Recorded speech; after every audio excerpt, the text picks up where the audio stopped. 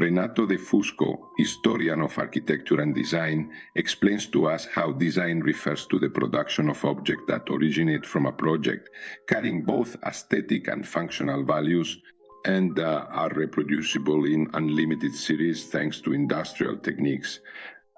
There are always 4 factors or stages that make the experience of design a unified process: design, production, sale, and consumption.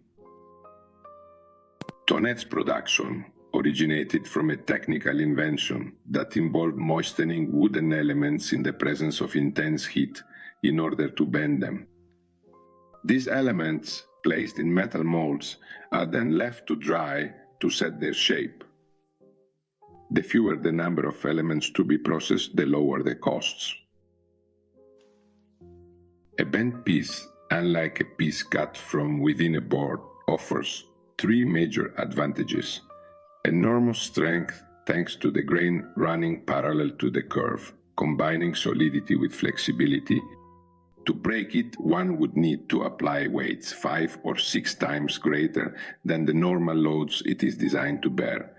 A Model 14 chair is capable of supporting over 600 kilograms.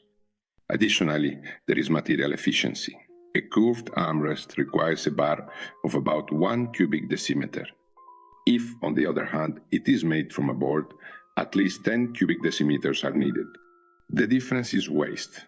The ratio is 1 to 10, a huge saving, and extremely reduced processing time since the bar is turned before bending, and this takes only a few minutes. The armrest, on the other hand, when cut from a board, is made round only by hand after cutting, which means it takes hours.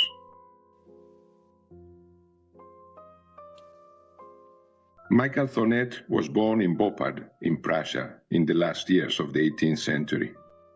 In 1819, he opened a small carpentry and cabinet-making workshop, specializing in flooring and decorative details to be applied to traditional furniture.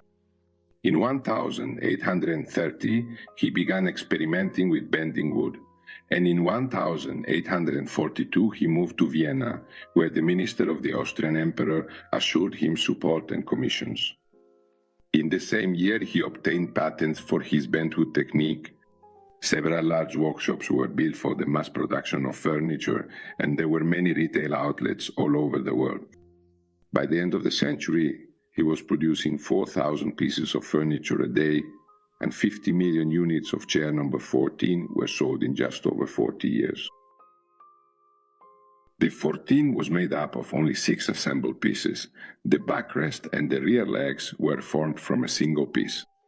The seats were, and in fact still are today, made of Vienna straw, with the strands of material obtained by drawing out the cane. This technique, which involves weaving plant-based material, has been used since the time of the ancient Egyptians and perhaps even earlier, but it first became known in Vienna, then throughout Europe, and later in every corner of the world, thanks to the widespread popularity of Thonet products.